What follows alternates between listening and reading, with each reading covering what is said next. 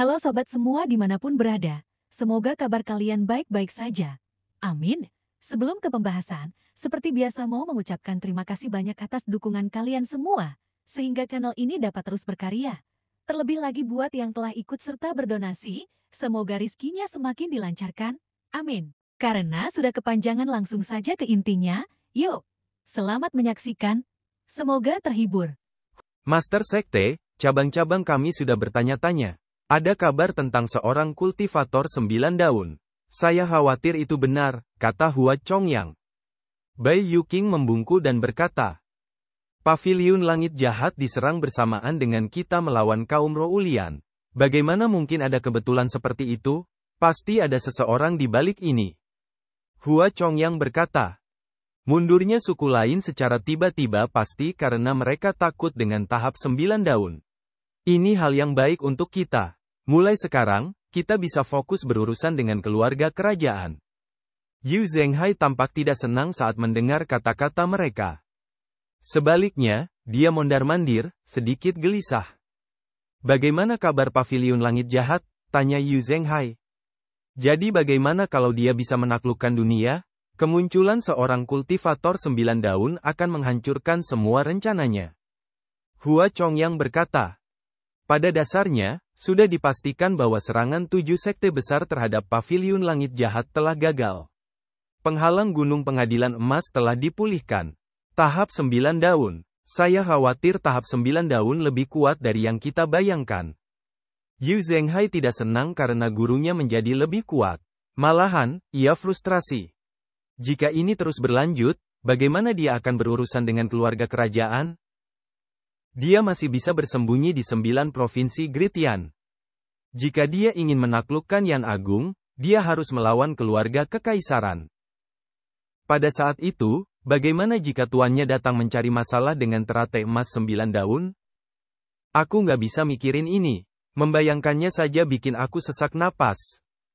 Hua Chongyang sepertinya telah membaca pikiran Yu Zhenghai. Ia berkata dengan ragu, Master Sekte, sekarang Provinsi Liang telah stabil, mengapa Anda tidak bersembunyi di Provinsi Qing dan Yangzhou? Sekarang situasi di Provinsi Liang sudah stabil, akan mudah bagi posisinya untuk terbongkar jika dia tetap tinggal di sini. Yu Zhenghai mengerutkan kening saat mendengar ini. Dia berhenti mondar-mandir dan berkata dengan ekspresi serius, apakah aku perlu bersembunyi? Apakah pemimpin sekte besar dari sekte iblis terbesar di kolong langit ini perlu bersembunyi? Hua Chongyang menyadari bahwa dia telah mengatakan hal yang salah. Dia segera membungkuk dan berkata. Dia buru-buru membungkuk dan berkata, itu hanya saran. Selain ibu kota ilahi, aku yakin 9 provinsi lainnya di bawah kekuasaan sekte Nether akan segera berada di bawah kendali sekte Nether. Tempat mana lagi yang lebih sulit ditaklukkan? Tanya Yu Zhenghai. Provinsi Jing, medannya berbahaya, banyak gunung dan pepohonan rimbun. Provinsi ini juga dilindungi oleh formasi. Mudah dipertahankan tetapi sulit diserang, kata Hua Chongyang. Yu Zhenghai mengangguk. Kalau begitu, aku akan mengawasi Provinsi Jing secara pribadi. Kau bijak, Master Sekte. Denganmu di sini, tak perlu khawatir tak bisa menaklukkan Provinsi Jing. Aku bersedia memimpin dan melepasmu besok pagi, Master Sekte, kata Hua Chongyang. Saudara Chongyang, kamu pasti lelah. Serahkan saja padaku, kata Bai Yuqing.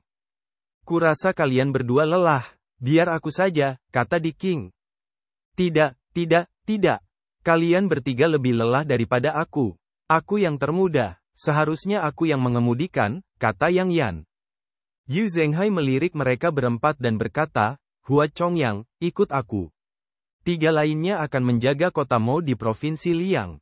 Jika kalian melihat elit Rouli, Carol, entah dia memohon perdamaian atau memohon belas kasihan, bunuh dia dulu dan laporkan nanti. Ya, Ketua Sekte, Bai Yuqing, Di King, dan Yang Yan berkata serempak. Hua Chongyang tampak sedikit senang. Ia membungkuk dan berkata, kalau begitu, aku akan kembali dan membuat beberapa persiapan. Tidak perlu melakukan itu. Apa maksudmu, Master Sekte? Kami akan segera berangkat. Yu Zhenghai melihat ke arah Provinsi Jing dengan tangan di punggungnya. Dipahami. Di Paviliun Timur Paviliun Langit Jahat. Setelah 2 hari istirahat, kondisi mental Lu Zhou sedikit pulih. Kekuatan luar biasa dari Heavenly Writing juga sedikit pulih.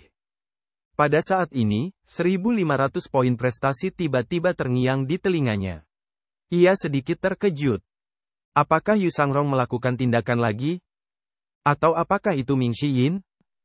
Kembali di Villa Kepatuhan, Ming Yin mampu membunuh seorang kultivator 5 daun sementara ia hanya seorang kultivator 3 daun.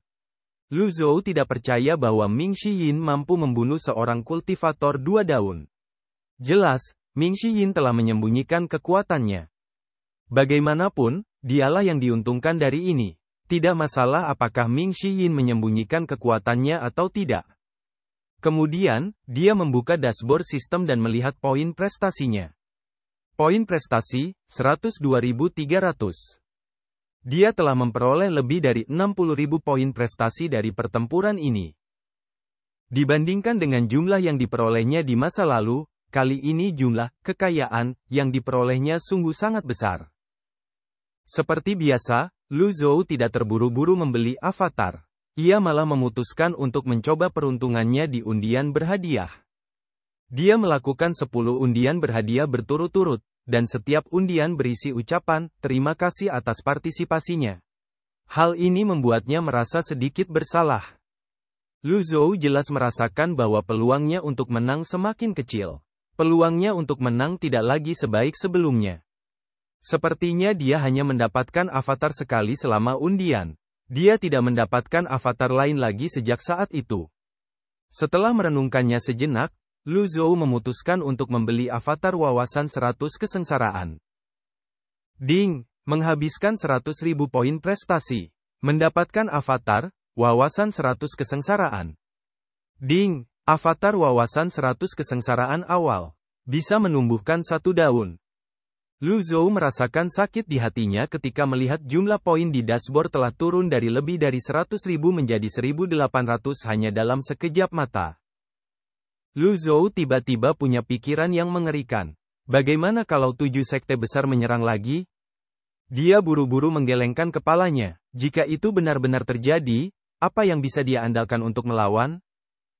Sekarang, bahkan kekuatan luar biasa kitab surgawi pun belum sepenuhnya. Jika mereka benar-benar bertarung, dia mungkin bahkan tidak akan mampu mengalahkan saudara ke-8. Lu Zhou telah memanggil avatar teratai emas 9 daunnya di hadapan 7 sekte besar. Siapapun yang berakal sehat tidak akan berani memprovokasi Paviliun Langit Jahat sebelum mereka cukup kuat. Gunakan itu. Dia bernyanyi dalam hati. Avatar wawasan 100 kesengsaraan berubah menjadi bintik-bintik cahaya bintang yang mengelilingi tubuhnya. Tak lama kemudian, bintik-bintik itu menyatu ke dalam tubuhnya.